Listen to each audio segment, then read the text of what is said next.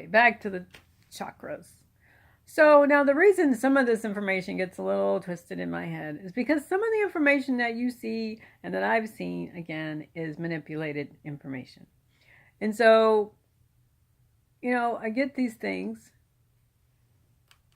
and what's going on? I get these things and they don't always feel right. Like actually I bought a book.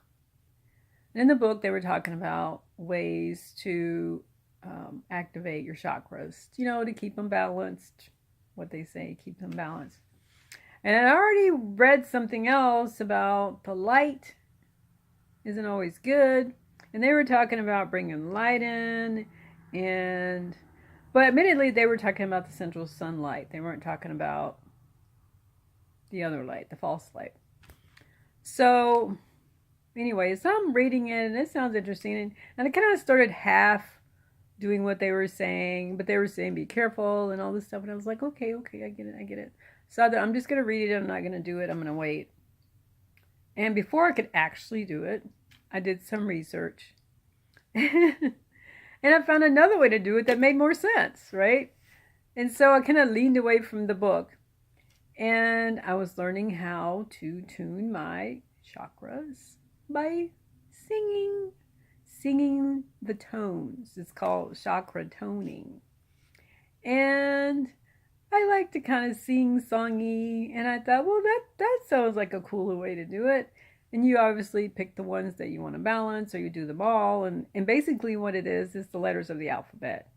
Or the vowels, right? A, I, O, U, U, A, O, E, I. Those are the tones for your chakras. And I was doing that, and I thought, that's pretty interesting. And so I would just kind of do it in the car and everything. And it was kind of a happy little project. Chakra toning is what it's called. Easy peasy, right? And not long after that, like, wow, within a week, I ran across some more information. And it eliminates the chakra toning altogether. And it's like, it's new, you. And apparently it covers all the others. And I'm like, whoa. But the most important thing about this new sound is the website told me something that made a lot of sense. Life is a dream. That's how I got to that point. Not to say that I didn't already feel like that. I felt like this for years. Years and years and years. And years. Anyway, I think we might have already mentioned that. Back to the chakras. Okay, so when you go online and you're looking up your chakra centers, and you're looking up your auras, you're going to see these images that have like the different color outlines, right? They make it seem as though the chakras match up with the auras. Because even in the book, they were talking about chakras and auras. I'm not totally sure that's actually what's going on. Okay. So each of these, it's actually your energy bodies. Each of your energy bodies, they've given a color. Now, I honestly think the colors are more related to the differentiating the bodies than anything else.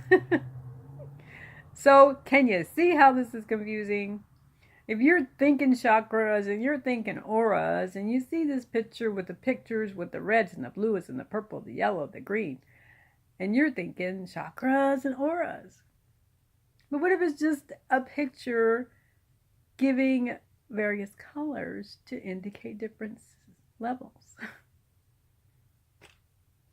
Wow. So I found one picture on the internet. One image. You know how you go in, do a search and put in images? I saw one image that made sense to me. One of hundreds. And I'm just like looking and looking and looking. I'm looking for energy body. And that's what I found. So I found one, and I'm not even totally sure it's exactly what I was looking for, but it's definitely close.